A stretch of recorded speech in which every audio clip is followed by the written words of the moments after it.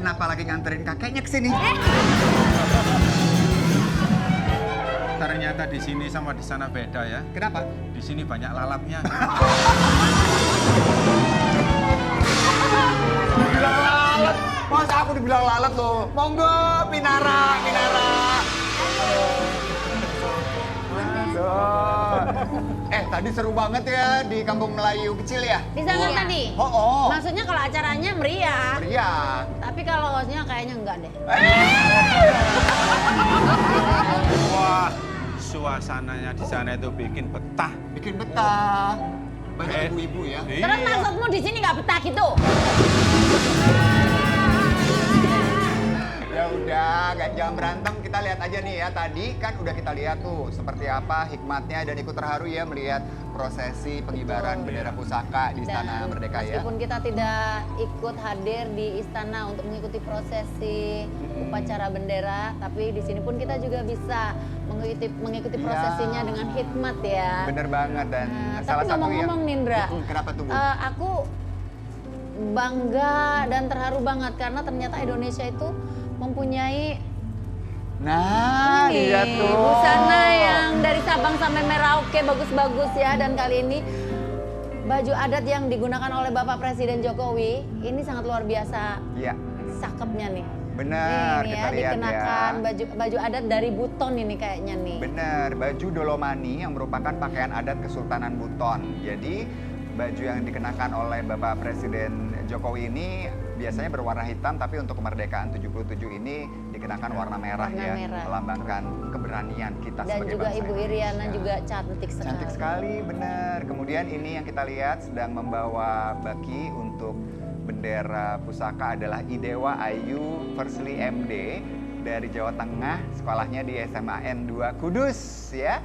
Dan Ini dia orang tuanya bangga banget ya, Iya ini Bapak dong. Idewa Gede Sri Pujonodi. Alhamdulillah tadi lancar ya Bun ya. Luar biasa ya, lancar.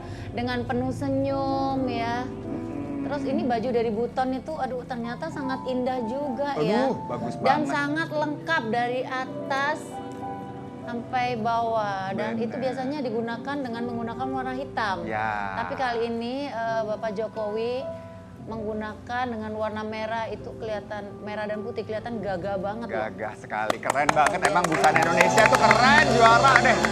Ya, busana-busana adatnya bagus-bagus ya Bunda ya. Busana adatnya Iya. luar biasa Indonesia ya. Nah, tapi yang tadi kita lihat juga ya, ada adik-adik kita yang bertugas, itu kita berikan tepuk tangan dong, tugasnya bagus banget.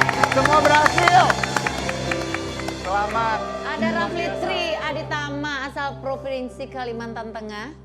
Asal sekolahnya juga SMAN 3 Palangkaraya, hebatnya Palangkaraya ya. Yeah. Orang tuanya juga lebih hebat lagi nih, Bapak Teguh Margiono selaku PNS kecamatan. Aduh, Masya Allah. Kemudian yang mengerek bendera tadi adalah Bramantia Rizky Wiratama dari Jawa Barat, sekolah di SMA Presiden Bekasi, dan dia adalah putra dari Bapak Purnomo yang adalah seorang TNI Angkatan Darat ya. Tadi berhasil, ini yang selalu bikin deg-degan gak sih Marcel sebagai pengibar? Ya kan Ini ya Kak? benar-benar ya, kalau kita lihat nih pengerek benderanya tuh ya benar-benar gitu. Mantap banget. Itu jalannya segala yang ada di tempat upacara tadi itu, kita itu benar-benar khidmat gitu. Sampai ngeluarin air mata loh. Iya. Ikut terharu. Itu gimana tuh bisa sampai plek gitu, nggak nekuk, udah gitu benar-benar sesuai dengan Iya. siku ukuran benderanya gitu Iya, Mas. iya. Mereka memang dilatih untuk menjadi satu nafas, satu tujuan, satu semangat. Jadi bukan cuma pada yang bertugas di benderanya, tapi juga di keseluruhan Iya. ya. Pasukan 17 dan 8 dan juga anggota TNI. Jadi semuanya mentransfer energi. Iya. Nah khususnya ketiga ini memang mereka kunci. Kunci Tapi ya. mereka bertiga juga harus satu nafas juga. Iya. Jadi khusus dari penggerek itu kan dan tugasnya untuk mengait Nah, ujung-ujung dari ujung benderanya. bendera ya. Tapi kan dia mengait itu kan dalam kondisi terlipat. Iya. Jadi dia kan nggak Jangan tahu sampai salah dan sebesar keliru apa. ya. Jadi dia Bener-bener mengait ya. yang ini adalah Wow. yang ini. Terus nanti dia kasih ke si pembentangnya. Iya, Pembentangnya. Jadi ujung-ujungnya simpulnya aja yang dikasih. Itu kalau ketuker Kebalik ya. kebalik. Jadi dia ngasihnya harus benar. Jadi yang pembentang udah yakin. Dan itu latihannya juga nggak sehari 2 hari, itu Iya, berbulan-bulan bahkan ada. Nah, yang di tengah yang pegang itu dia juga yang mengamati. Kalau misalnya ada kesalahan, ketuker. Mereka bisa sih.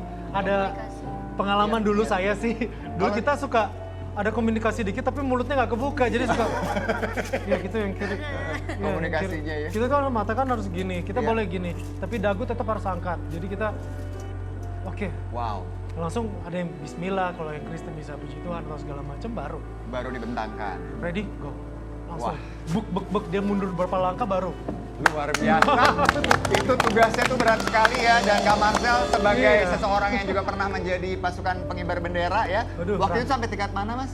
Di provinsi. Di provinsi. Wow, keren. Bikin bangga anak-anak muda Indonesia yang berprestasi. Bicara soal prestasi yang membanggakan Indonesia, Indonesia juga baru meraih prestasi sebagai juara umum di ASEAN Games. David Jacob!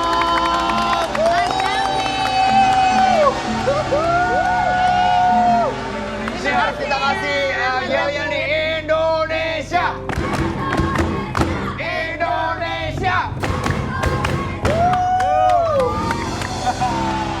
Kita aja bangga loh. Iya. Lebih bangga lagi ternyata Rumah Idaman dihadirkan Mas David.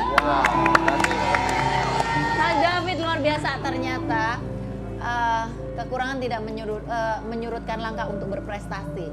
Dan tentunya Mas David kali ini yang sudah memenangkan jadi juara itu luar biasa. Gimana rasanya mendapatkan medali emas, Mas?